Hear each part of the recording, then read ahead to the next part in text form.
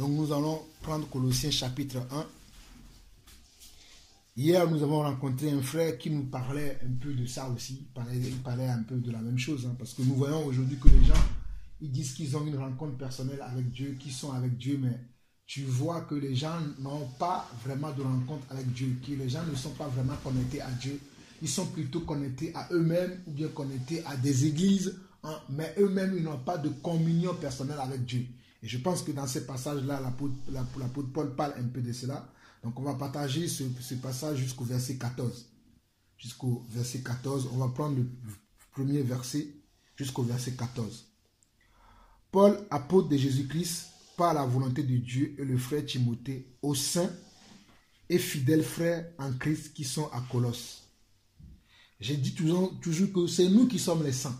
Regardez bien, l'apôtre Paul il écrit, il dit Paul, apôtre de Jésus-Christ, par la volonté de Dieu, et le frère Timothée, aux saints et fidèles frères en Christ qui sont à Colosse.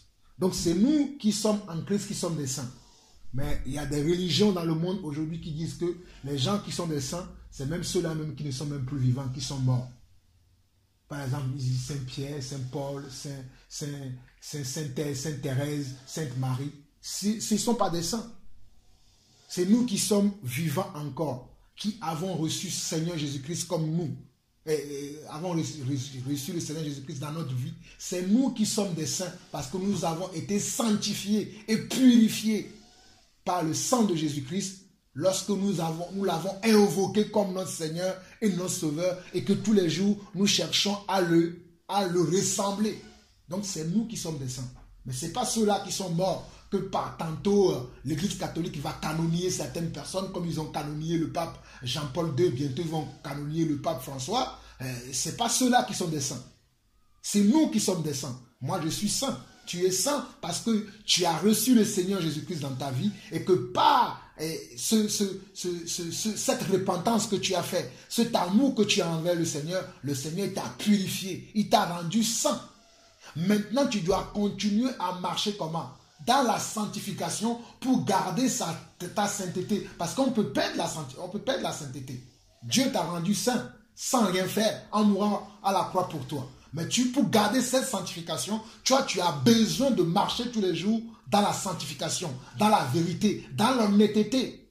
Tu as besoin de t'éloigner des orgies, de t'éloigner de la débauche, de t'éloigner de tout ce qui est contraire à la volonté de Dieu pour garder cette sincérité en toi, afin que quand tu élèves la voix, que Dieu puisse écouter ta voix. Ça, c'est une autre chose. Mais Dieu, lorsque tu viens à Dieu et que tu le confesses comme ton Seigneur en passant par le chemin de la repentance, tu deviens automatiquement un saint. Tu rentres dans la famille des saints. Si tu t'appelais avant Thomas, on peut t'appeler Saint Thomas maintenant. On ne va pas attendre que tu meurs et que certains groupes de personnes vont se réunir pour dire voilà, nous aujourd'hui on te déclare saint. Non, ce n'est pas eux qui nous déclarent saints, mais c'est notre Dieu, Yeshua HaMashiach, qui nous déclare saints parce que lui il a payé le prix pour que vous et moi nous serons saints. Il faut que cela soit clair dans notre tête. C'est quelque chose, quand j'entends ça, ça me bouleverse. Je dis mais ces gens-là ils ne lisent pas la Bible. C'est nous qui sommes saints parce que notre Seigneur a payé le prix pour nous. Vous allez voir, tous les épîtres, l'apôtre Paul il dit toujours ça. Corinthiens, il parle de ça.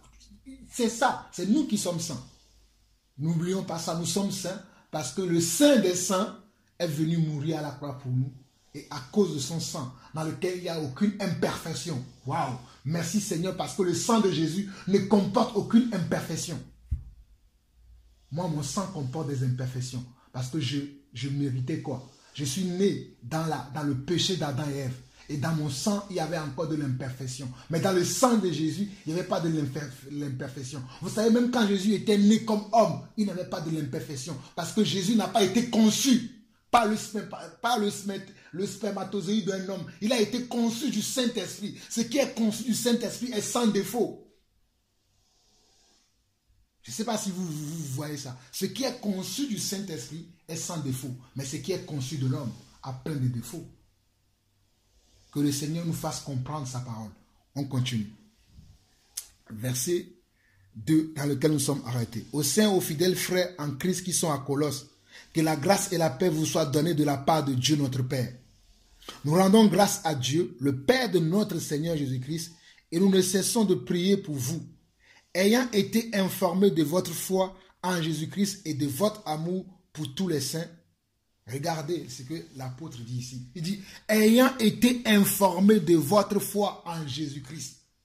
Ayant été informé de votre foi en Jésus-Christ.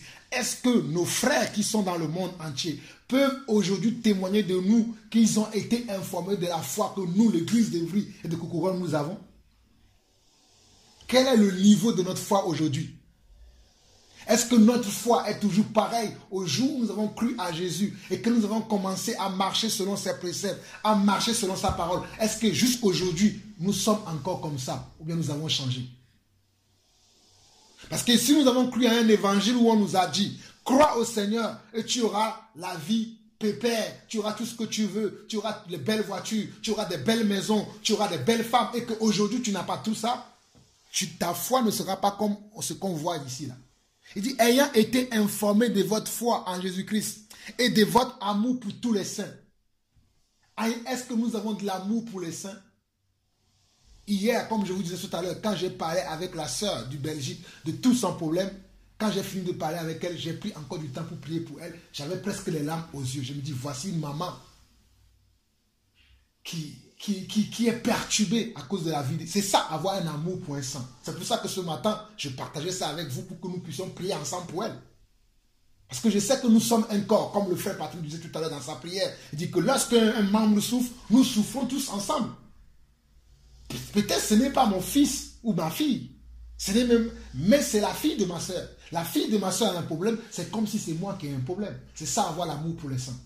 Mais aujourd'hui, combien de disciples sont différents des problèmes des autres? Sont indifférents plutôt. Sont indifférents des problèmes des uns et des autres. Puisque ce n'est pas à eux que se pose ce problème, ils se disent, mais ce n'est pas à moi que ça arrive. C'est ça l'égoïsme que nous, les disciples, nous avons aujourd'hui. Parce que ce n'est pas moi qui ai faim aujourd'hui, ce n'est pas grave. Peut-être demain, tu auras faim. Peut-être demain, c'est toi qui vas perdre ton enfant. Peut-être demain, c'est toi qui seras dans une chaise roulante. Qu'est-ce que tu en sais? Aujourd'hui, j'ai mes deux pieds. Peut-être demain, je n'aurai pas mes deux pieds. C'est moi qui serai dans une chaise roulante. C'est moi qui aurai besoin de quelqu'un. Mais si dans le passé, je n'avais pas de l'amour envers les gens, comment est-ce que les gens auront de l'amour envers moi? C'est ça les choses que nous devons savoir. Ne prenons pas toutes choses comme si c'était un acquis. Tout ce que nous avons, ce n'est pas la grâce de Dieu. Même le souffle de vie que nous avons aujourd'hui, oh mes frères, que Dieu puisse nous faire comprendre ces choses. Ce n'est pas la grâce de Dieu que nous avons ces choses-là. Nous n'avons rien mérité. Mais lui, il a eu grâce. Il nous a fait la grâce d'avoir ces choses. Il m'a fait la grâce d'avoir de la vie. Il m'a fait la grâce d'avoir de la vision. Il m'a fait la grâce d'avoir mes deux pieds. Il m'a fait la grâce d'avoir mes deux bras. Il m'a fait la grâce de pouvoir avoir quelque chose à payer, à manger, de quoi à ma famille, ou bien à donner aux uns et aux autres. Comme toi-même tu disais tout à l'heure, quand tu parlais de la sœur Liliane. Les gens qui l'ont aidé, qui ont commencé à dire que c'est eux qui l'ont aidé. Si Dieu ne leur a pas donné le souffle de vie, est-ce qu'ils peuvent dire qu'ils ont aidé quelqu'un? Vous voyez comment nous les hommes, par tantôt, on est égoïstes, on ne pense qu'à nous, alors que tout ce qu'on a, comme la Bible le dit, qu'as-tu que tu n'as pas reçu? Si tu l'as reçu, pourquoi t'en orgueillises-t-il? Dis plutôt, par la grâce de Dieu, j'ai pu faire ceci. Par la grâce de Dieu, j'ai pu réaliser cela. Par la grâce de Dieu, j'ai pu atteindre ce but. Mais nous avons l'habitude de nous concentrer sur nous-mêmes, sans jamais nous concentrer sur la personne qui nous donne toutes choses par son amour. Regardez bien, la Bible, ayant été informé de votre foi, nous sommes au verset 4. Ayant été informé de votre foi en Jésus-Christ. Il n'a pas dit ayant été informé de votre foi à votre compte en banque. Ayant été informé en votre foi par les diplômes que vous avez reçus. Ayant été informé par vos connaissances que vous avez. Non, mais en Jésus-Christ. C'est Jésus-Christ qui est tout pour nous, mes frères. Oh, comment je peux vous faire comprendre? C'est Jésus-Christ qui est ma vie. Moi, je viens de loin. Si quelqu'un, même en étant en vacances, même cette année, je me dis, Seigneur, tu m'as fait la grâce de pouvoir connaître quelque chose d'autre que peut-être certains ne connaissent pas. De connaître même la France, d'avoir des frères en France, de pouvoir connaître d'autres pays. Je me dis, c'est une grâce. Ça n'est pas donné à tout le monde. Mais des fois, on pense que c'est parce qu'on est meilleur que les autres. Ce n'est pas parce que tu es meilleur, c'est parce que Dieu a eu grâce. Dieu t'a fait grâce. Dieu a eu pitié de toi. C'est parce que Dieu a eu pitié de moi, sinon ma vie serait misérable. Quand je le dis, des fois, les gens pensent que j'exagère. Surtout quand je parle avec certaines personnes de ma famille, je dis, oh, si j'ai pu acquérir cette chose, si j'ai pu faire, c'est grâce à Dieu. Ils pensent que j'exagère. Parce que pour eux, ils ont fait des études, ils ont des belles vies, ils ont les mêmes choses comme moi. Pour eux, c'est normal. Mais moi, je ne pense pas que c'est normal parce que je ne mérite rien. Ce n'est pas la grâce de Dieu que je puis faire tout ce que j'ai pu faire jusqu'aujourd'hui. Et je me demande, je n'ai encore rien fait. Qu'est-ce que j'ai fait? Rien. Si Dieu n'a pas eu grâce, si Dieu n'a pas eu pitié de moi, si Dieu ne m'a pas accordé sa grâce. Mais regardez les gens, comment les gens se comportent aujourd'hui. J'ai ceci, j'ai cela. Le moi à l'intérieur de moi. J'ai pu moi faire ceci, j'ai pu moi faire cela. Il faut qu'on renouvelle notre façon de parler. Il faut qu'on parle de la manière que Dieu veut qu'on parle. L'apôtre Paul disait toujours, ne vous enorgueillissez pas. Et l'apôtre Paul disait toujours, j'ai pu, par la grâce de Dieu, j'ai pu, par la grâce de Dieu, j'ai pu. Mais nous, on n'a pas encore compris ce genre de choses. Et c'est lui qui écrit ici, qui dit, ayant été informé de votre foi en Jésus-Christ. C'est notre foi en Jésus-Christ, pas en nous-mêmes, pas en nos grands-parents, pas en notre culture, mais à la culture de Jésus-Christ. La culture de Jésus-Christ, c'est la parole de Dieu. La culture de Jésus-Christ, c'est son esprit. La culture de Jésus-Christ, c'est l'obéissance à sa manière de faire. C'est ça qui nous change, c'est ça qui nous développe, c'est ça qui nous authentifie, c'est ça qui nous identifie, c'est ça qui fait de nous des personnes que nous sommes aujourd'hui. Et ce n'est même pas encore fini parce qu'il y a encore du travail que nous devons faire dans notre vie de tous les jours. Parce qu'ayant été informé, mais il faut persévérer parce qu'il le dit dans la suite. Et de votre amour pour tous les saints, à cause de l'espérance qui vous est réservée dans les cieux. L'espérance, on ne l'a pas sur la terre. Ben, certes, on a certaines espérances sur la terre, mais on a une espérance. À cause de l'espérance qui vous est réservée dans les cieux. C'est quelle espérance? C'est la vie éternelle. Nous tous, nous travaillons aujourd'hui, nous combattons aujourd'hui, nous gémissons aujourd'hui pour une seule chose, pour un jour, ne serait-ce que d'avoir la vie éternelle. Nous sommes sur terre pour préparer quoi? Notre vie éternelle. Les gens sont sur terre pour préparer leur retraite. Mais nous sommes là pour préparer notre vie éternelle. Parce que même après la retraite, il y a une vie. Il y a certains aujourd'hui qui se concentrent juste à travailler pour un jour à espérer avoir une bonne retraite. Mes frères, c'est vrai que des fois, moi aussi, je pense à ma retraite. Mais je pense à la retraite des retraites, c'est-à-dire la vie spirituelle, la vie d'après, après ma retraite. Tu vois des gens aujourd'hui, ils courent, ils trafiquent, ils vont de ville en ville, de pays en pays, pour s'amasser de l'argent, pour préparer leur retraite. Des fois même, ils meurent sur le chemin de préparation de leur retraite, sans penser à préparer leur retraite dans le ciel. Moi, je suis en train de préparer ma retraite dans le ciel. C'est pour cela que jusqu'à ce que je vois une tâche, quelque chose qui vient m'empêcher de préparer cette retraite-là, je me lève, je commence à prier. Si je dois demander pardon à Dieu, je demande pardon à Dieu. Parce que je ne veux pas gâcher cela. La pire des choses qui peut arriver à un homme, c'est d'espérer un jour, croire qu'il va aller au ciel. Et finalement, qu'il n'y va pas. C'est la pire des choses qui ne peut arriver à un homme. Et je ne veux pas voir ça.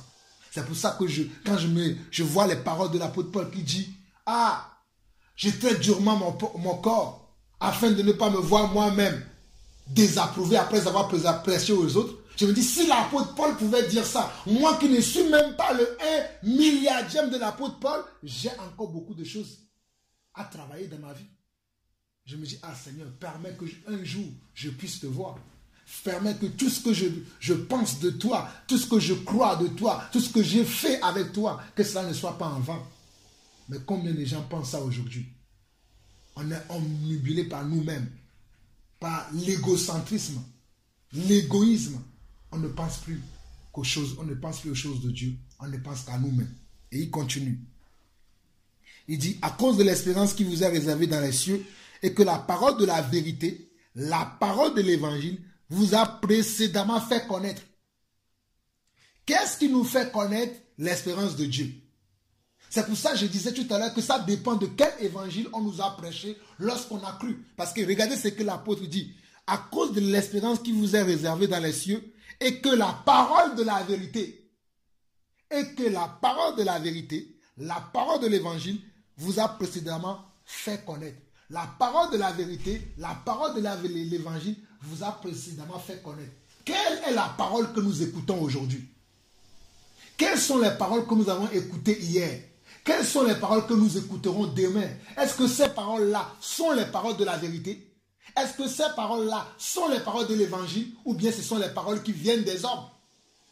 Parce que la Bible nous dit aussi que dans les derniers jours, il se lèvera comment? De faux prophètes, de faux Christ. Beaucoup les suivront. Regardez combien on est aujourd'hui ici. Pour certains, nous sommes fous. J'espère que nous ne sommes pas fous. En tout cas, j'espère pour vous. Pour certains, nous sommes fous parce qu'on n'a pas de multitude de personnes ici. On n'a pas une grande maison avec des grands écrans où on voit les gens gesticuler de gauche à droite, où on voit les gens tomber, courir dans tous les sens et que moi, je suis là à jouer le gros pasteur qui fait tomber les gens. Peut-être pour certains, on est fous. Mais on nous dit la parole de la vérité. Moi, je veux demeurer dans la parole de la vérité. Je veux demeurer dans la parole de l'évangile. C'est pour ça que je m'éloigne de tout ce qui n'est pas conforme à cette parole de la vérité. C'est pour ça que je m'éloigne de tout ce qui veut m'attirer vers les choses qui ne sont pas les choses réelles de Dieu. Parce qu'il y a la réalité de Dieu et il y a la réalité des hommes. La réalité de Dieu, lorsque tu es en contact avec cette réalité, tu es mal. Tu es nu devant cette réalité. Tu sais que tu es un pécheur. Mais avec la réalité des hommes, là, on te flatte. On flatte ton ego. On te dit que non, t'inquiète pas, ça va aller. Non, c'est faux. Moi, j'aimerais qu'on me dise que non, Jean-Paul, tu es sale, va te laver. Tu es malpropre, tu n'es pas propre. Va te rendre propre. J'aimerais que quelqu'un me dise ça.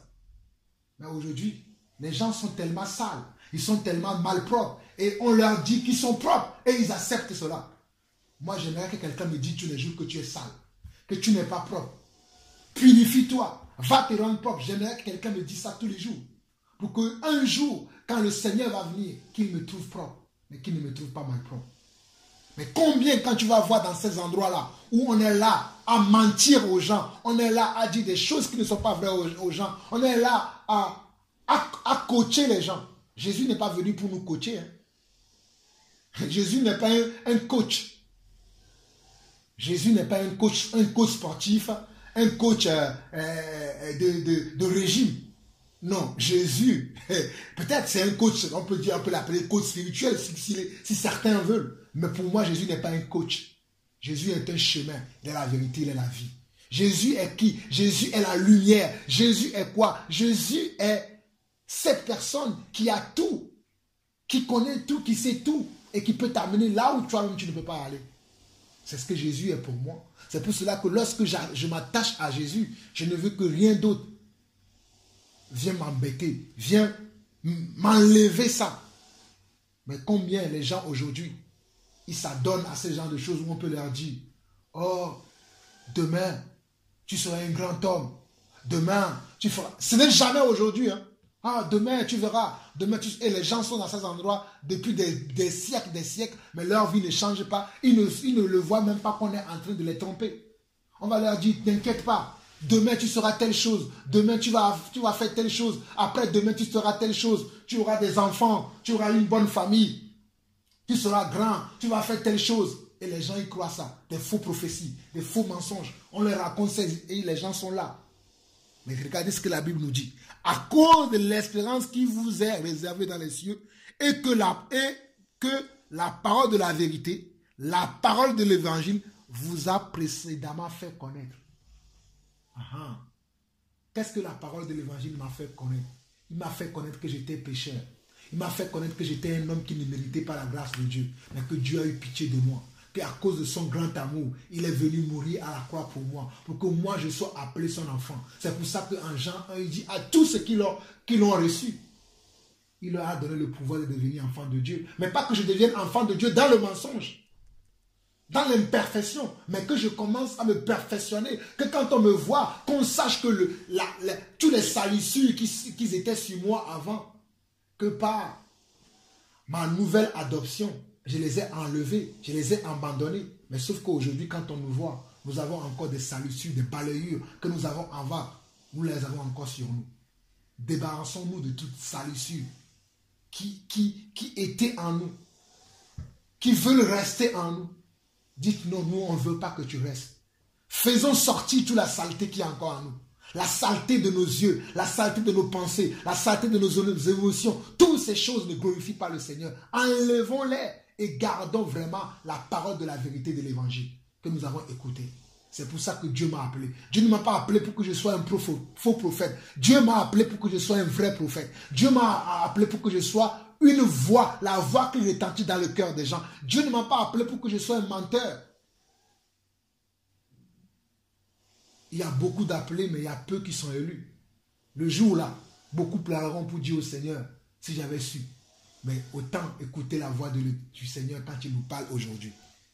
Nous continuons, verset 6. Il est au milieu de vous et dans le monde entier. Il porte des fruits et il s'accroît, comme c'est aussi le cas parmi vous, depuis le jour où vous avez entendu et connu la grâce de Dieu conformément à la vérité. Waouh! Il dit, il est au milieu de vous et dans le monde entier. Qu'est-ce qui est au milieu de nous? L'évangile.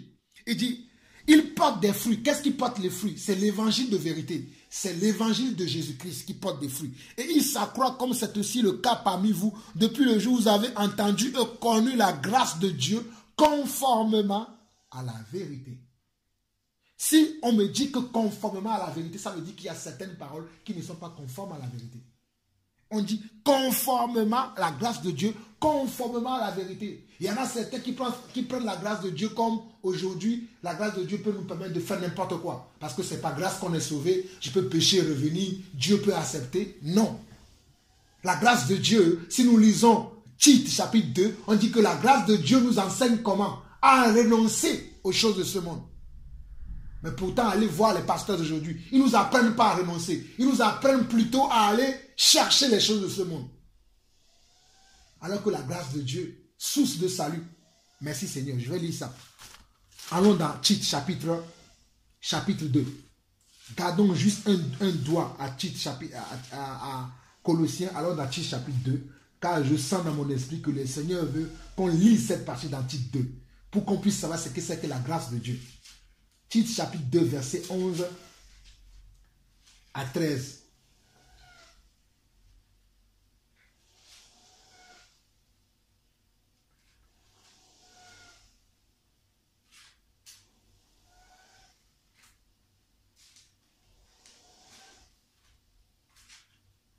Tite chapitre 2, verset 11 à 13. Il dit quoi? Car la grâce de Dieu, source de salut pour tous les hommes, a été manifestée. Elle nous enseigne à renoncer à l'impiété et aux convoitises mondaines et à vivre dans le siècle présent selon la sagesse, la justice et la piété. C'est ça la grâce de Dieu. Regardez bien. Car la grâce de Dieu, source de salut pour tous les hommes, a été manifestée. Elle nous enseigne à renoncer à l'impiété et aux convoitises mondaines et à vivre dans le siècle présent selon la sagesse, la justice et la piété. En entendant la bienheureuse espérance et la manifestation de la gloire de notre grand Dieu et Sauveur Jésus-Christ. Cette source de salut nous enseigne à renoncer. Mais allez écouter les prophètes, les faux prophètes d'aujourd'hui. Ceux-là qui sont considérablement considérés aujourd'hui. Et nous qui sommes considérés comme si on était des fous. Allez écouter leur message. Ils nous disent aujourd'hui, allez conquérir la terre, allez gagner le monde. Vous êtes des champions, vous êtes des ceci, vous êtes des cela. Mais ce n'est pas ce que moi, ma Bible m'enseigne. Je ne suis pas un champion. Il y a un seul champion. Moi, je suis dans l'équipe du champion. Le seul champion, c'est Jésus-Christ. Moi, je suis dans son équipe. Je suis derrière lui. Mais eux, ils sont des champions. Certains sont des diamants. Vous êtes des diamants et il y a des trésors en vous. Je ne suis pas un diamant. Celui qui... Oh, mes frères, est-ce que vous comprenez ce que je suis en train de dire? Comment on peut changer l'évangile? On peut nous donner un faux évangile si on ne fait pas attention à ces fins de temps. Mais Dieu veut que nous nous réveillons parce que les temps sont durs et Dieu va punir très bientôt. Que ce soit moi ou qui que ce soit, Dieu nous punira chacun d'entre nous si nous nous mentons en nous-mêmes. Moi, je ne suis pas né pour mentir. Je suis né pour professer et confesser la vérité. Et je ne me tairai jamais. Je ne parlerai que de la vérité. Je ne parlerai que de la vérité. Car il n'y a que la vérité qui affranchit. Car vous connaîtrez la vérité et la vérité vous affranchira. Mais si c'est le mensonge, vous ne serez jamais affranchis. C'est ainsi que beaucoup de gens iront au ciel, connaissant ce chapitre de Jean, ce verset de Jean. Oh, vous connaissez la vérité vous affranchira. Et le Seigneur leur dira, vous n'avez jamais connu la vérité. Vous avez écouté tout le temps des mensonges, des railleries. C'est pour cela que vous n'avez jamais été affranchis. Car si le Fils vous affranchit, vous êtes réellement libre. C'est quoi le Fils? Le Fils, c'est la parole. Le Fils, c'est la vérité. Le Fils, c'est l'authenticité. Le Fils, c'est quoi? C'est le vrai, c'est le réel. Ce n'est pas le faux. Ce n'est pas la photocopie non plus, mais c'est le vrai, le réel. Ce qui est vrai, ce qui est juste, ce qui est bon, parfait et agréable. C'est ça le Fils. Et si le Fils ne t'a pas affranchi, tu t'es affranchi toi-même par tes propres pensées, tu n'es pas affranchi. Tu demeures encore esclave. Cherchons à nous affranchir. Et il n'y a que la vérité qui peut nous affranchir. Revenons dans Colossiens chapitre 1. Nous allons continuer vers le verset 7 jusqu'au verset 14 vers lequel nous allons nous arrêter cet après-midi. Il nous dit vers le verset 7 que d'après les instructions que vous avez reçues d'Épaphras, notre bien-aimé compagnon de service, comme j'ai l'habitude de dire, l'apôtre Paul ne marchait pas seul, il marchait avec des compagnons de combat, des compagnons de service, dont nous voyons le nom ici, Épaphras, qui était un compagnon de combat de Paul. C'est lui qui a instruit ces gens. Parce que Épaphras lui-même a été déjà instruit par l'apôtre Paul. Arrivé à un certain niveau de maturité, il a commencé lui aussi à son tour à aller instruire d'autres personnes. Et c'est ce que je dis tout le temps ici, que nous ne sommes pas ici pour demeurer tout le temps ici avec moi. Parce que vous êtes amenés vous aussi à aller instruire d'autres personnes. C'est ça l'évangile que Jésus a prêché. Jésus a fait de 12 personnes des disciples. Ces 12 personnes ont fait d'autres personnes des disciples. Peut-être vous n'êtes pas appelé peut-être à prêcher l'évangile comme moi je le fais. Mais peut-être ce ne sera pas des actions que vous allez mener. Peut-être à aimer les gens. Peut-être à donner aux gens. Dieu nous appelle chacun avec des dons différents. Mais le but de toutes ces choses, c'est de ramener les gens vers lui et non à nous. C'est de ramener tout son peuple à lui et non à nous-mêmes. Quand j'entends les gens dire aujourd'hui mon église, quand j'entends dire aujourd'hui mon ministère, quel ministère as-tu reçu? C'est Dieu qui est le ministère. Dieu nous a, il a fait un don. C'est un don que tu as. Tu n'as rien. Hein? Quand on te donne un don, est-ce que c'est à toi? C'est un don. Ah, mon ministère, mon église. Et des gens sont créés même des ministères qui n'existent pas dans la Bible. Faisons attention à ces fins de temps. D'après les instructions que vous avez reçues d'Épaphras, notre bien compagnon de service, il est pour vous un fidèle ministre de Christ. Et il nous a appris de quel amour l'Esprit vous anime. Est-ce que Dieu peut rendre ce témoignage de nous aussi aujourd'hui? Est-ce que Dieu peut rendre ce témoignage de nous, de savoir de quel esprit nous sommes animés aujourd'hui? Quand je vois les gens, ils sont ensemble tous les jours, ils prient ensemble, mais ils ne s'aiment pas. Ils sont jaloux de la grâce des uns et des autres. Parce que tu ne parles pas comme le frère Jean-Paul, ou tu ne parles pas comme le frère Alain Patrick, tu ne parles pas comme le frère José ou le frère Intel. Tu n'aimes pas ce frère parce que tu ne parles pas comme lui. Mais vous n'êtes pas pareil. Mais pourtant, ils se disent qu'ils sont des disciples de Dieu. Mais il y a encore de la jalousie.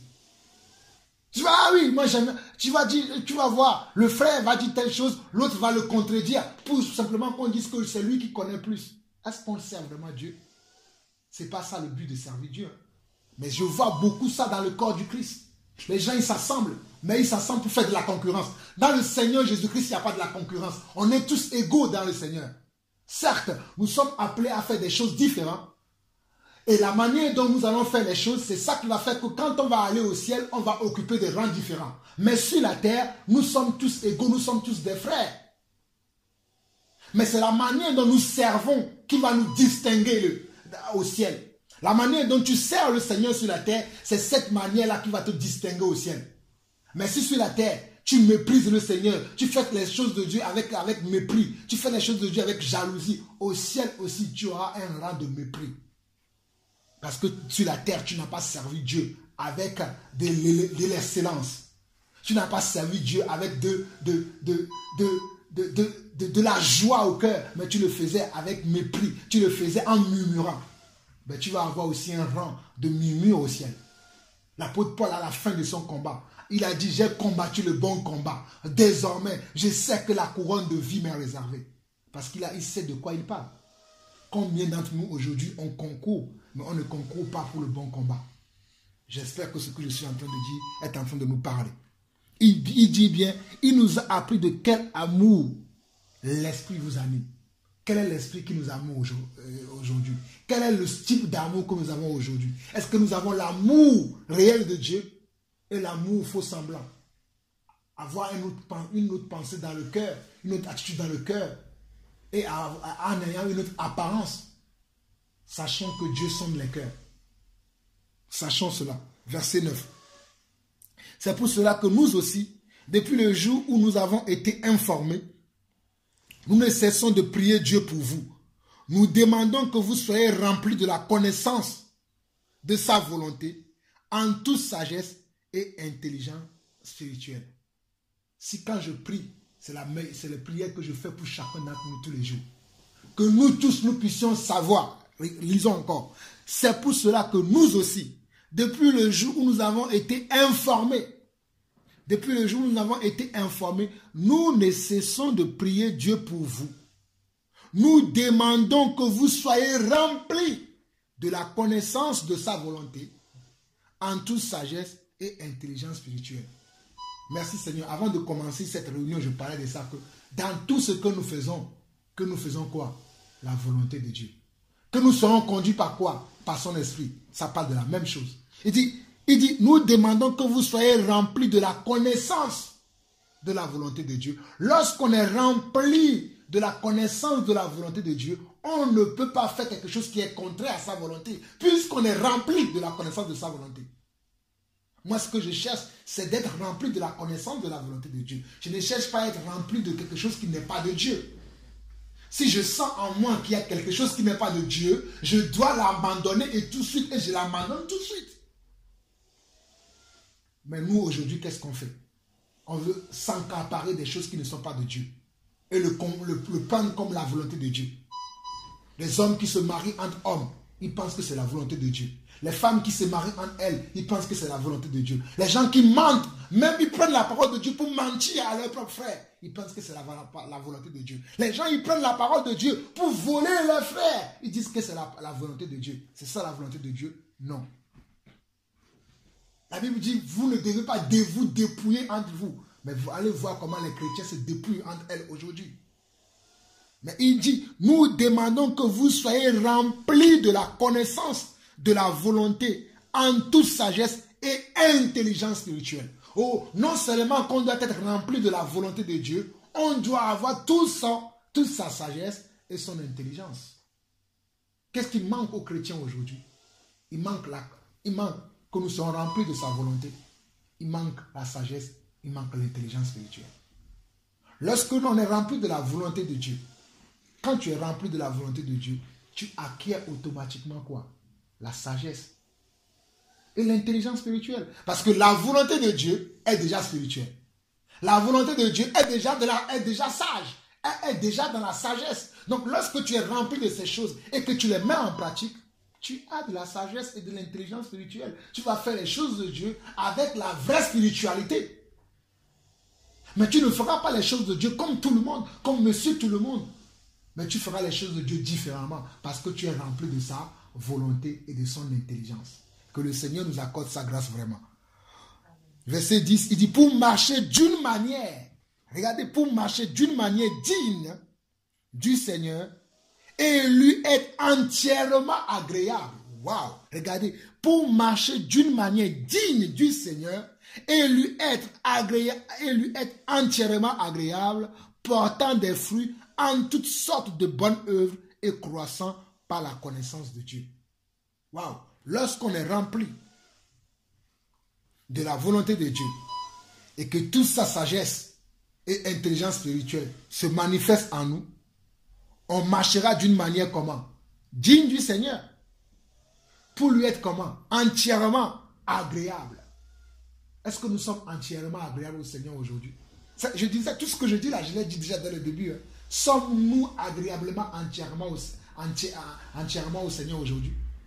Où Dieu va regarder notre vie, va dire, bon, sur tel point, tu es agréable. Sur tel point, tu es agréable. Sur tel point, tu es agréable. Mais par contre, sur ce point-là, et l'autre là, et ceci et cela, tu n'es pas agréable. Donc, tu as encore du progrès à faire. C'est pour ça que dans 1 Thessaloniciens 4, il dit, on doit marcher comment? De progrès en progrès. Mais nous, les disciples, aujourd'hui, on régresse. Au lieu de progresser, nous régressons. le chrétien ou bien le disciple est amené comment? À progresser, aller de progrès en progrès, de victoire en victoire, de gloire en gloire, de perfectionnement en perfectionnement. Pas d'imperfection en imperfection. Mais ce que moi je vois, c'est ça. Nous devons nous perfectionner. Nous devons nous corriger. Nous devons nous authentifier en Christ. Nous identifier en Christ. Nous manifester en Christ. Tout ce que nous faisons doit être comment? Des choses qu'on a identifiées chez Jésus-Christ. Il dit, pour marcher d'une manière digne du Seigneur et lui être entièrement agréable et lui apportant des fruits en toutes sortes de bonnes œuvres et croissant. C'est en cela qu'on va croître et croissant par la connaissance de Dieu. Fortifié à tous égards par sa puissance glorieuse. Il dit, fortifié à tous égards par sa puissance glorieuse, en sorte que vous soyez toujours et avec joie, persévérant et patient. Regardez, il dit, fortifié à tous égards par sa puissance glorieuse, en sorte que vous soyez toujours et avec joie, persévérant et patient. Je disais ça tout à l'heure, que lorsqu'on est conduit par le Seigneur, on marche par le Seigneur, on fait les choses par le Seigneur, la patience de Dieu sera en nous. Même si on n'arrive pas à gagner des âmes, on ne va pas avoir ce sentiment comme si on n'a rien fait.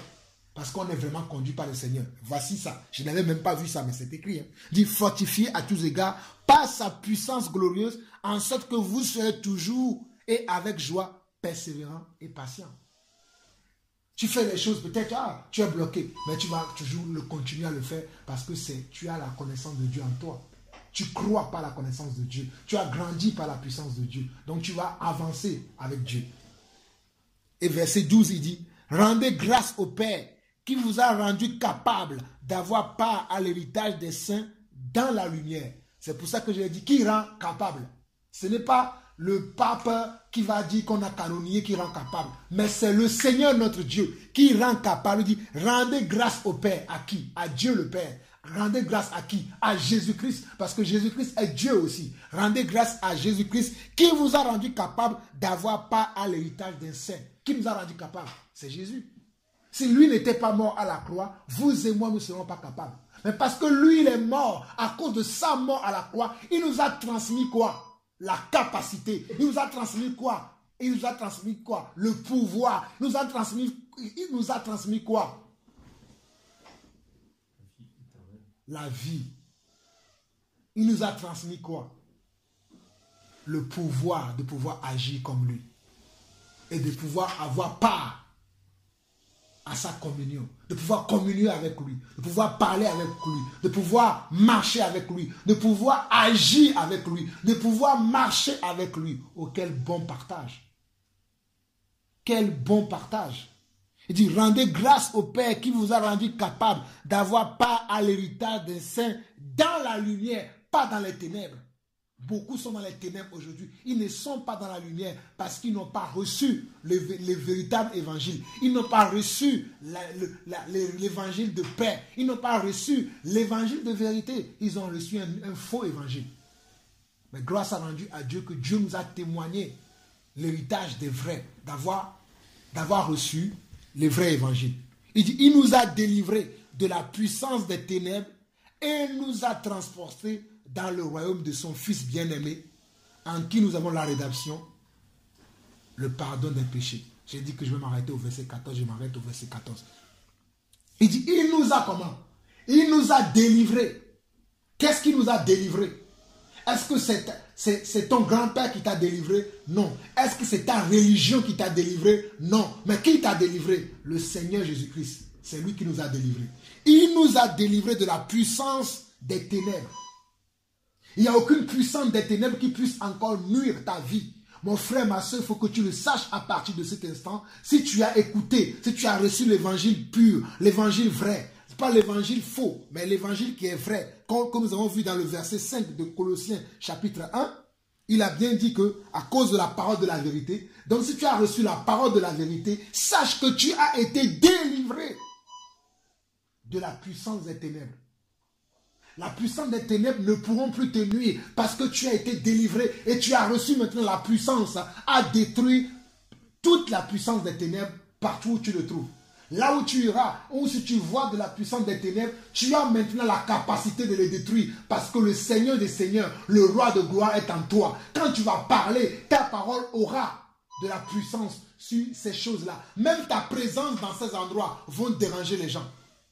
Des fois, quand j'arrive dans certains endroits, je n'ouvre même pas la bouche, mais les gens sont dérangés parce que je suis là. Pourquoi? Parce qu'il y a une présence avec moi. Parce qu'il y a l'onction de Dieu sur moi. Parce qu'il y a les anges de Dieu qui marchent avec moi. Il y a le royaume des cieux qui est avec moi. Lorsque j'arrive dans un endroit, les gens sont dérangés parce que celui qui est en moi est plus fort que celui qui est en eux. Ils le sentent. Ils sentent que, là, il y a une puissance qui vient d'arriver. Il y a quelque chose qui vient de se passer. Parce que tu ramènes le royaume des cieux avec toi, là où tu vas, là où tu te promènes, tous les jours, que ce soit même une fois par an, tu ramènes la présence de Dieu avec toi. C'est pour cela que nous devons travailler tous les jours à notre caractère. Nous devons travailler tous les jours à notre manière de faire. Pour que chaque jour, nous puissions transporter la présence de Dieu partout où nous allons. Quand les gens nous voient, un jour, Jésus était en train de marcher. Il n'avait même pas ouvert la bouche pour parler. Les démons ont commencé à parler. Ils ont dit, es-tu venu ici pour nous troubler? Es-tu venu ici pour nous juger? Es-tu venu ici pour faire telle chose? Parce que lorsque tu as la présence de Dieu en toi, des fois tu n'as même pas besoin de parler. Les gens qui sont dans le péché, ils vont commencer à confesser leur péché. Parce que tu as un niveau comment? Tu as un niveau de consécration. Tu as un niveau de transformation en toi qui fait que lorsque tu arrives dans un endroit, les gens sont dérangés. Ils sont obligés de commencer à se calmer. Ils sont obligés de commencer à se repentir. J'ai vu ça chez notre Seigneur Jésus-Christ. Il passait simplement, mais les gens criaient. Parce qu'ils sentaient qu'il y avait une présence en lui. Il y avait quelque chose de différent en lui. C'est ça que nous devons travailler nous-mêmes. Et il dit, il nous a délivrés de la puissance des ténèbres. Il nous a transportés dans le royaume de son Fils. C'est pas qu'il nous transporte, il nous a déjà transportés dans le royaume de son Fils, en qui nous avons la rédemption et le pardon des péchés. Qui nous a pardonné les péchés? C'est Jésus-Christ. C'est en lui que nous avons quoi? La rédemption des péchés. C'est en lui que nous avons quoi? La vie éternelle. C'est en lui que nous avons reçu quoi? La capacité de pouvoir marcher sur toute la puissance de l'ennemi, sur toutes les forteresses de Satan, sur tous les châteaux qui se lèveront contre nous, de toutes les langues qui vont vouloir nous calomnier. Nous avons reçu de la puissance qui vient de qui? De Jésus-Christ. Mais est-ce que les disciples que nous sommes aujourd'hui, nous nous rendons compte de cela? Ou bien nous pensons qu'il n'y a que le pasteur qui a cette capacité? Nous pensons qu'il n'y a que les prophètes qui ont cette capacité. Nous pensons qu'il n'y a que les apôtres qui ont cette capacité. Nous pensons que c'est parce que dans une église, les gens prient. C'est parce que c'est dans cette église-là qu'ils ont la capacité. Là, on parle de nous en individuel. En individuel, si tu as tout ça en toi, tu as déjà reçu cette capacité. Tu as déjà reçu ce pouvoir. Tu as déjà reçu cette manière de faire. Mais que faisons-nous réellement? Utilisons-nous toute la force, la puissance que Dieu nous a donnée? Travaillons-nous vraiment sincèrement avec la vérité de Dieu? Ou bien nous occultons la vérité de Dieu en face de nous? Nous nous voilons la face parce que nous ne voulons pas travailler, nous ne voulons pas nous perfectionner, mais nous nous voilons la face. Ah oui, moi c'est bon. Dieu sait, Dieu connaît. Il sait que je... Non, Dieu sait, Dieu connaît, mais Dieu veut que tu renonces vraiment. Car on l'a vu, la source de la grâce, c'est quoi? C'est de renoncer à nous-mêmes. On a du mal à renoncer à soi-même. On a du mal à renoncer à nos vices. On a du mal à renoncer à tout ce qui est caché encore en nous. On ne veut pas nous transformer à la manière de Christ.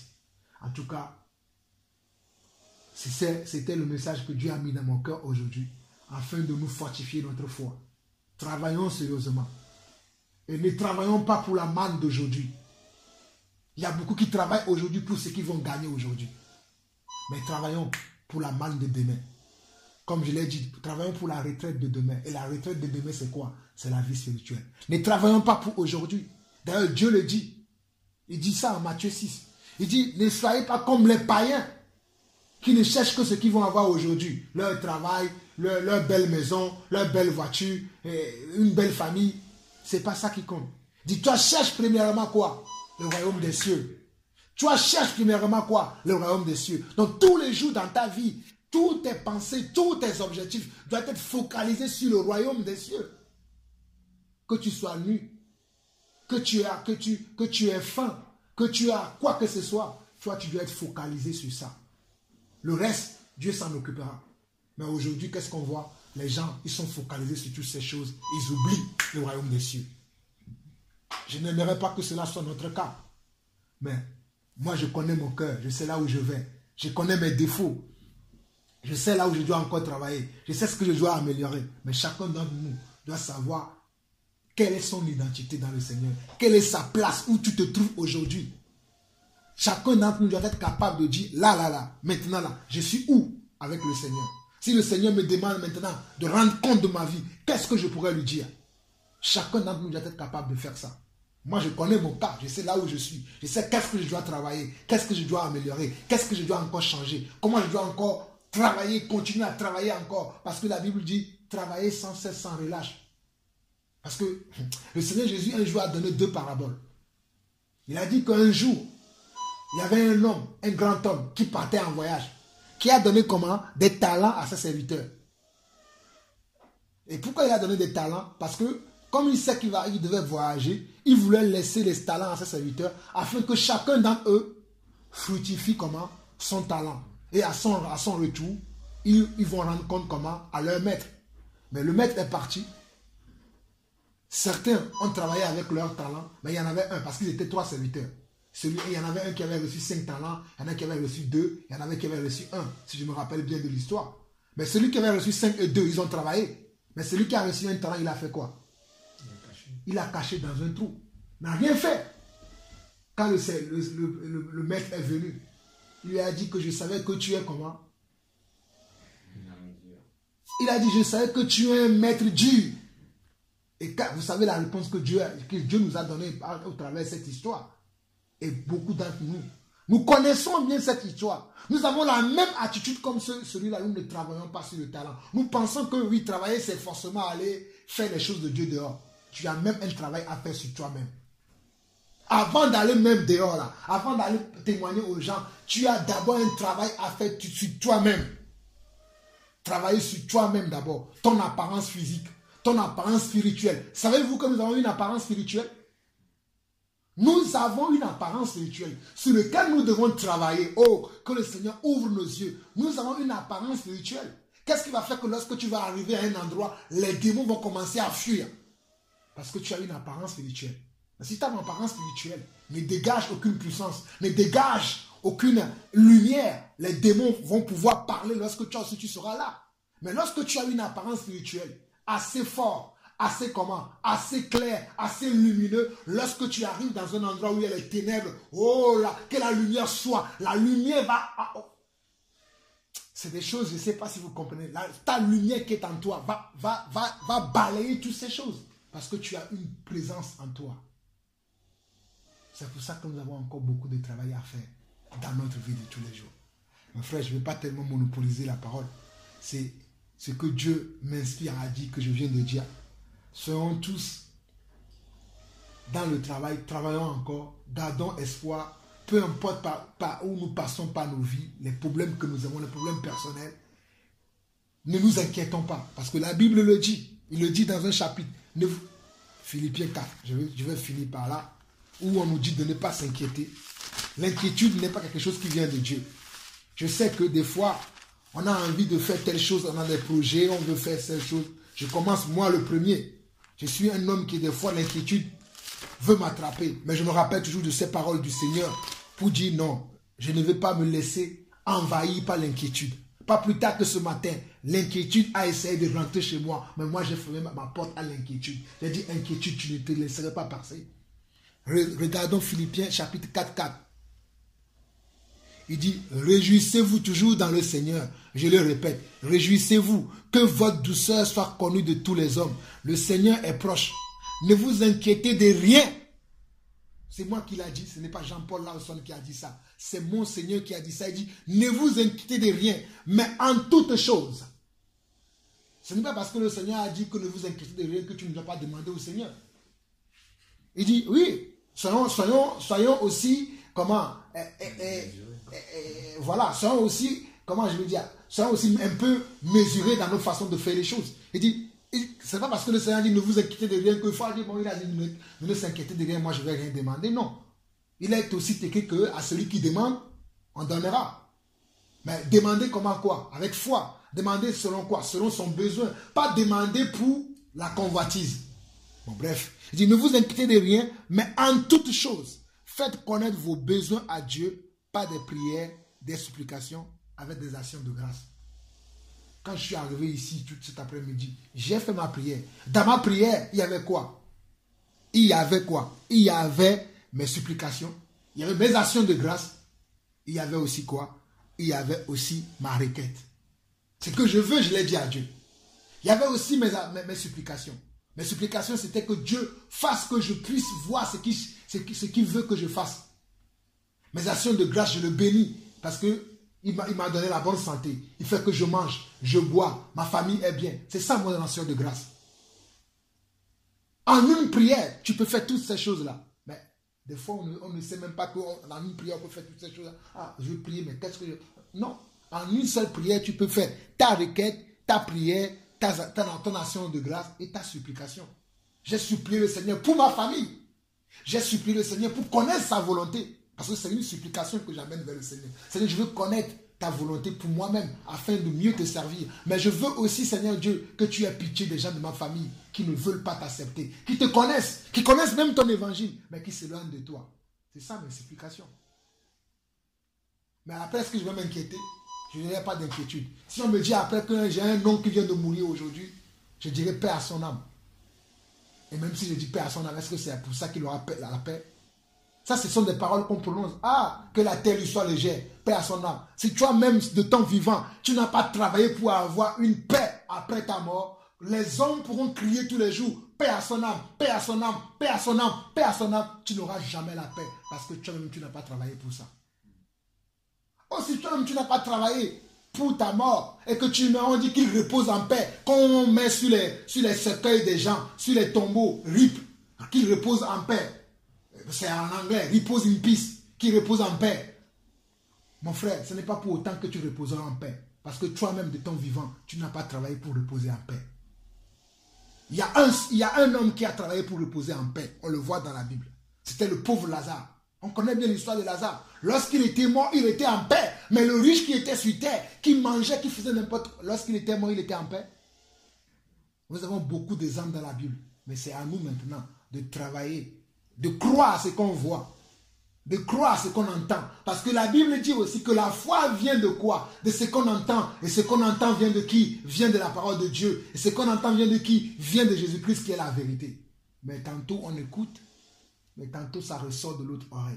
En tout cas, que le Seigneur nous fasse grâce aujourd'hui. Que tous les rappels, parce que ce que je viens de dire aujourd'hui, rien n'est nouveau à moi-même ni à vous. Nous connaissons toutes ces choses. Mais des fois on les oublie. Des fois, on les oublie. Merci Seigneur. Merci Seigneur. 2 Pierre. 2 Pierre chapitre 1.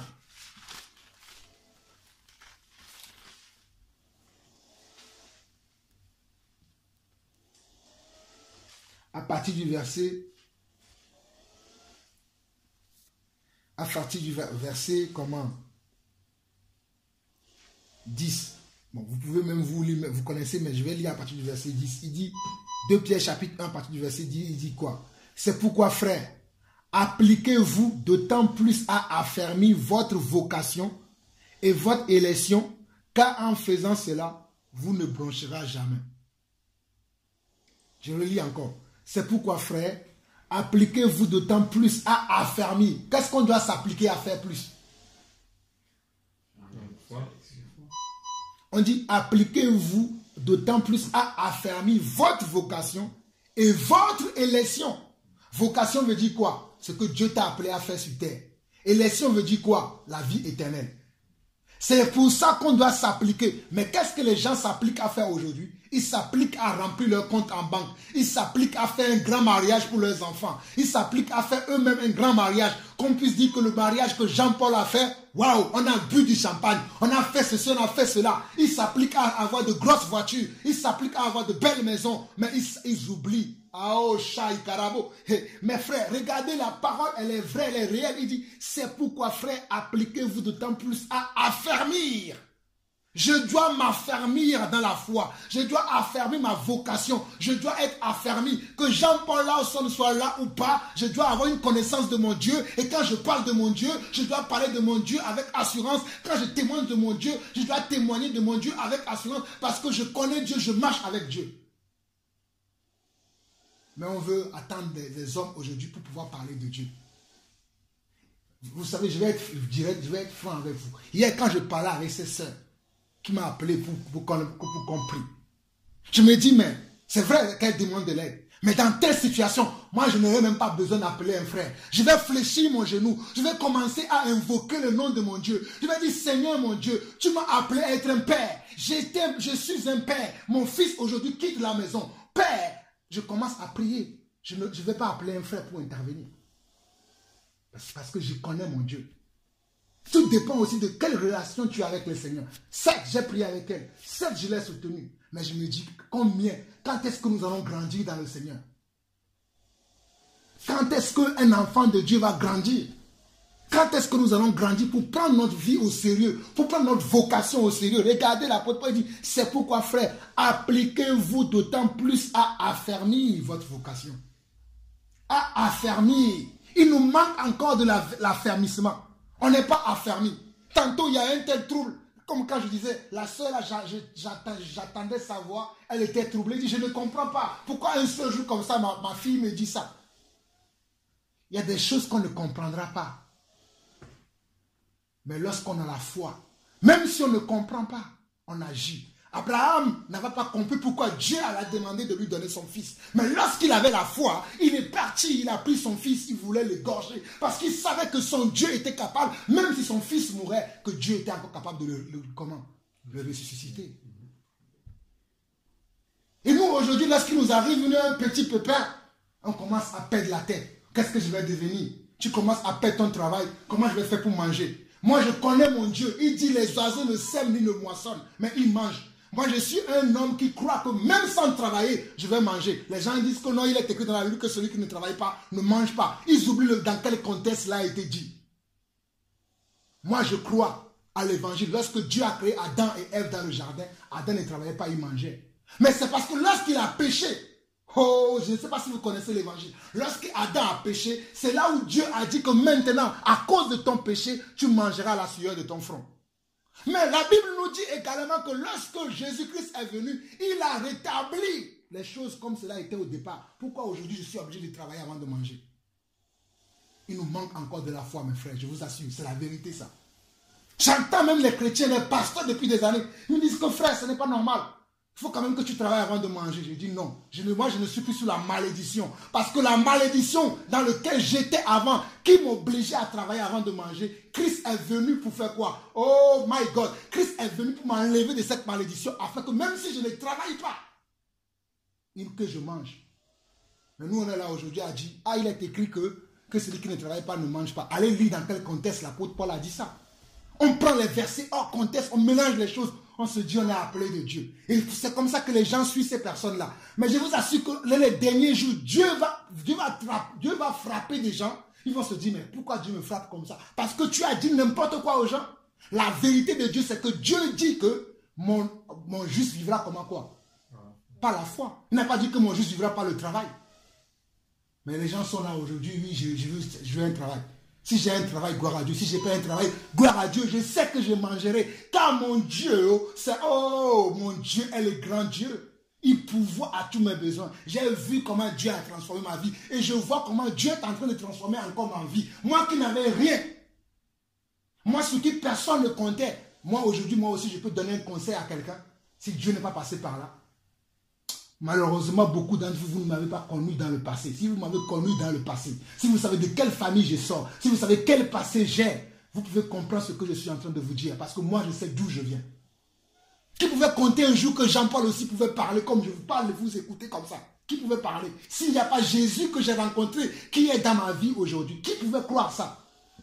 Et quand je parle de ce Jésus, je sais de quoi je parle. Je ne parle pas de Jésus de quelqu'un. C'est Jésus que moi-même j'ai vu. Je ne l'ai pas vu physiquement, mais que j'ai vu, j'ai reçu dans mon esprit, qui change ma vie tous les jours, qui continue à m'amener pas à pas. C'est de ce Jésus-là que je parle. C'est Jésus qui peut transformer ta vie, toi, sur qui personne ne comptait. Il dit qu'il est le quoi? Il est le père des orphelins. Il est comment? Il est le mari des veuves. Oh, ce Jésus est le Jésus parfait. Elle a toute puissance. Si tu crois en ce Jésus-là, il n'y a rien qui peut t'arrêter dans ta vie. Je vais voir les hommes aujourd'hui. On fait n'importe quoi. On nous dit d'affermir notre vocation céleste. Nous, on veut affermir notre vie. On oublie le ciel. On est là sur la terre. Ah, ok, je vais changer ma télévision. Je vais changer mon canapé. Je vais changer ma voiture. Je ne dis pas qu'on ne doit pas avoir une voiture, hein, parce que des fois, on me comprend mal. Tu peux avoir une voiture, tu peux avoir une télévision, mais ta vie ne doit pas être focalisée sur « Ah, ok, là j'avais un écran placement, écran 16, maintenant il faut que j'ai écran 150. J'avais une voiture, j'avais 2 places, maintenant il faut que j'ai 7 places. » Si tu n'as pas besoin d'une voiture 7 places, pourquoi vas-tu acheter une voiture 7 places? Mais c'est comme ça qu'on se comporte aujourd'hui, on perd notre temps dans les choses qui n'ont pas de sens. Au lieu qu'on doit affermir comment notre vocation, on doit affermir notre vocation, s'affermir dans la foi. Et tu vas voir les gens, les personnes comme ça, cette voiture-là qu'elle a achetée, boum, accident. Elle commence à perdre la tête. Oh Seigneur, pourquoi j'ai perdu la voiture? Ben oui, parce que si tu savais que Dieu n'a... Mes frères, réveillons-nous quoi. On nous dit que quoi? Et votre élection, car en faisant cela, vous ne broncherez jamais. C'est pas moi qui l'ai écrit. Hein. On dit, c'est pourquoi frère, appliquez-vous. Appliquer veut dire c'est toi qui dois mettre en pratique. Ce n'est pas quelqu'un d'autre qui va le faire à ta place. Moi, je sais là où je suis dans ma foi. Je sais comment je travaille pour ma foi. Je sais ce que je dois améliorer de là. Mais toi aussi, tu le sais. C'est pour ça qu'il dit appliquez-vous. D'autant plus à affermir. D'autant plus à affermir votre vocation et votre élection. Car en faisant cela, vous ne broncherez jamais. Et il continue. C'est ainsi, en effet, que l'entrée dans le royaume éternel de notre Seigneur et Sauveur Jésus-Christ vous sera comment? Largement accordée. L'entrée où? Est-ce que c'est l'entrée à l'Élysée? L'entrée au palais royal de chez moi? Mais l'entrée où? Il dit, c'est ainsi en effet que l'entrée dans le royaume éternel. Nous faisons tout pour le royaume éternel. Pour avoir une place dans le royaume éternel. Ici dit, c'est ainsi en effet que l'entrée dans le royaume éternel de notre Seigneur et Sauveur Jésus-Christ vous sera largement accordée.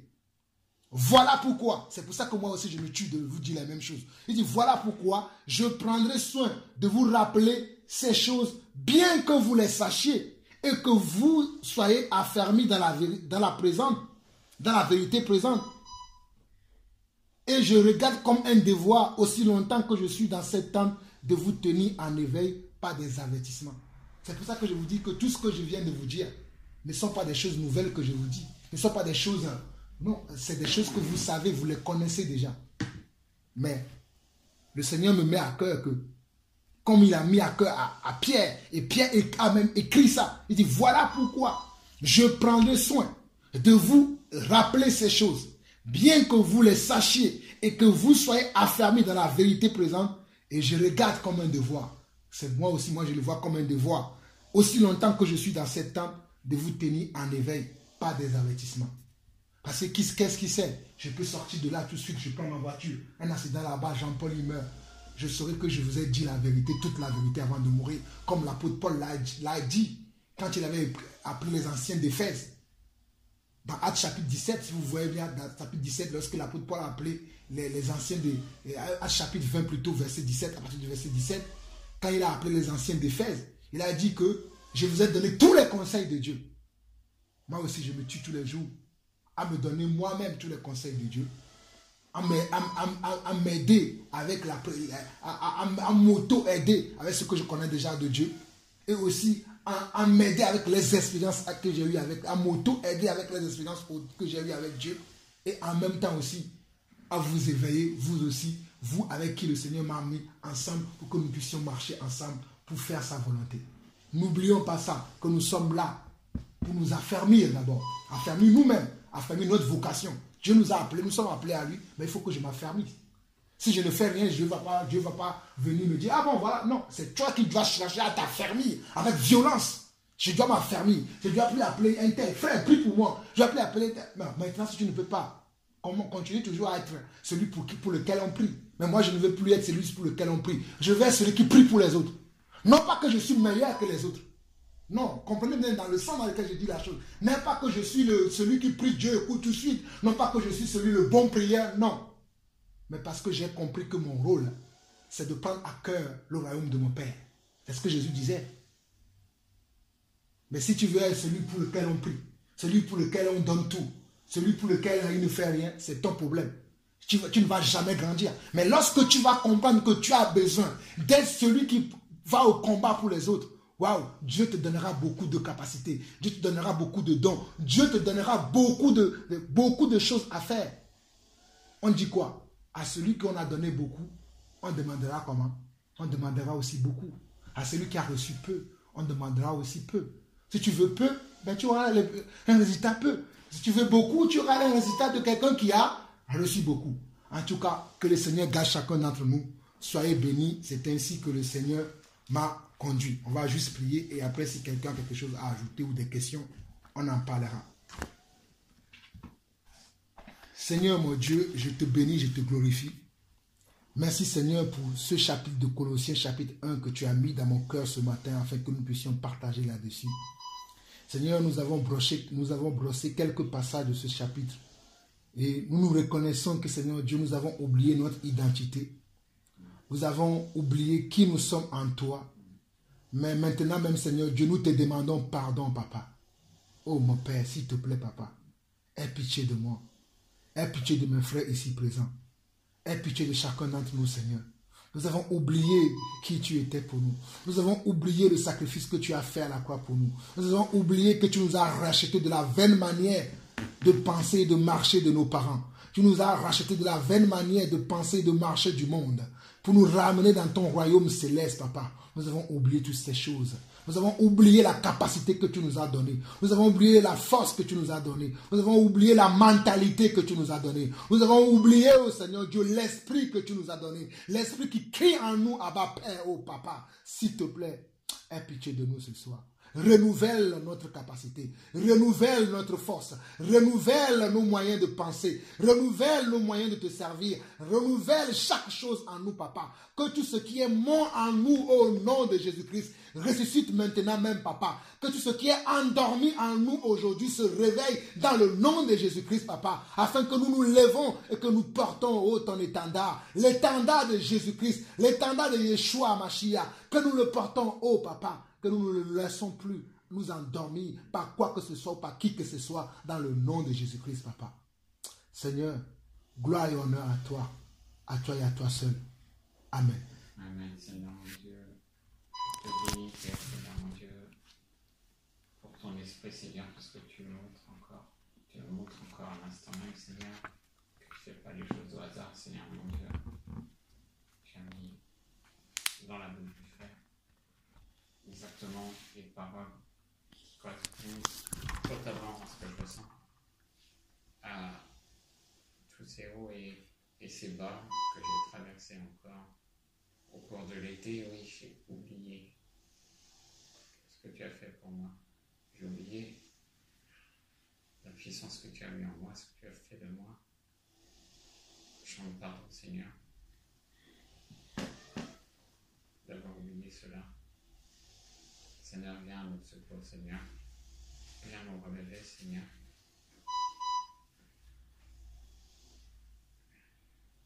Et oui, nous fortifier pour qu'on prie toujours. C'est vrai. Celui qui a besoin qu'on prie pour lui, Seigneur. C'est pas normal d'être toujours celui qui a besoin qu'on prie pour lui. C'est pas normal de se dire si le frère ou si la sœur ils disparaissent, s'ils ont un accident de voiture. Qu'est-ce qui va m'arriver? Qu'est-ce qui va advenir de ma foi? C'est pas normal, Seigneur. Merci, Seigneur, de nous rappeler, Seigneur, que c'est toi notre champion, c'est toi notre héros, c'est toi notre roi, Seigneur, que personne n'a rien reçu, personne n'avait rien en fait en lui, de sorte que, voilà, il se doit, c'est lui-même qui doit le don qu'il a maintenant, c'est de toi qu'il a reçu. S'il Si c'est de toi que nous avons reçu, pourquoi nous glorifier? Seigneur mon Dieu. Merci Seigneur. Oui. C'est vrai que nous avons besoin de ces rappels. C'est vrai que nous avons besoin. Comme disaient les apôtres, oui, qu'on nous rappelle sans cesse ces choses. Car c'est notre sécurité quand nous sommes tellement oublieux, Seigneur. Viens, relève-nous, ranime notre mémoire spirituelle, Seigneur. Mobiliser notre cœur, Seigneur, afin que nous puissions plus tout le temps regarder à nous-mêmes, mais devenir pour les autres cette bénédiction que tu as voulu faire de nous, en commençant par la base, en commençant par ta puissance, par travailler sur nous-mêmes, car ça ne sert à rien de courir à droite ou à gauche, ça ne sert à rien de faire ceci ou cela, ou de s'abstenir de cela. Ça ne sert à rien si nous ne travaillons pas sur nous-mêmes, qui nous sommes en toi. Alors, relève-nous, Seigneur, si je t'ai prié dans le nom de Jésus-Christ. Amen. Amen.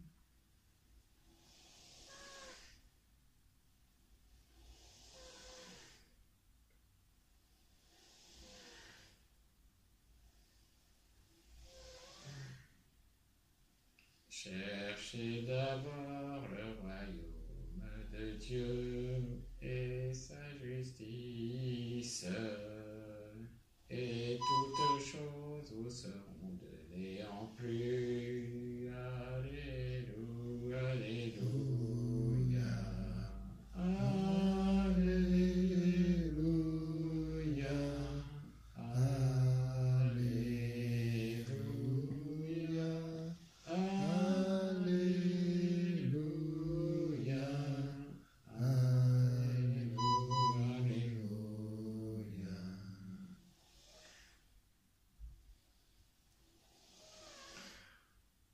Merci Seigneur. Merci Seigneur. Alléluia. Nous te rendons gloire et honneur. Nous levons nos mains et te louons en exaltant ton saint nom. Nous te rendons gloire et honneur. Nous levons nos mains et te louons en exaltant ton saint nom, car tu es grand. Seigneur, tu fais des miracles, nul n'est comparable à toi.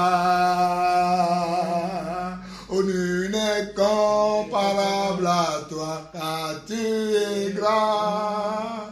Seigneur, tu fais des miracles, nul n'est comparable à toi. Oh, nul n'est comparable à toi. Nous te rendons gloire et honneur. Nous levons nos mains et te louons en exaltant ton saint nom. Nous te rendons gloire et honneur. Nous levons nos mains et te louons en exaltant ton saint nom, car tu es grand. Seigneur, tu fais des miracles, nul n'est comparable à toi. Oh, nul n'est comparable à toi, car tu es grand. Mon Dieu, tu fais des miracles, nul n'est comparable à toi. Oh, nul n'est comparable à toi, car tu es grand. Seigneur, tu fais des miracles, nul n'est comparable à toi. Nul n'est comparable à toi. Oh, car tu es grand, Seigneur, tu fais des miracles. Nul n'est comparable à toi. Nul n'est comparable à toi. Oh, car tu es bon, Seigneur, tu fais des miracles. Nul n'est comparable à toi. Oh, nul n'est comparable à toi, car tu es bon, Seigneur, tu fais des largesses. Nul n'est comparable à toi. Oh, nul n'est comparable à toi. Oh, car tu es grand, Seigneur, tu fais des miracles. Nul n'est comparable à toi. Nul n'est comparable à toi. Oh, nul n'est comparable à toi. Nul n'est comparable à toi. Oh, nul n'est comparable à toi. Et nul n'est comparable à toi. Oh, car tu es grand. Oh, Seigneur, tu fais des miracles. Nul n'est comparable à toi. Nul n'est comparable à toi, car tu es grand. Jésus, tu fais des largesses, et nul n'est comparable à toi. Et nul n'est comparable à toi, car tu es grand. Yahweh, tu fais des miracles, et nul n'est comparable à toi. Nul n'est comparable à toi, et tu es grand, et tu es bon, et tu es grand. Nul n'est comparable à toi. Nul n'est comparable à toi.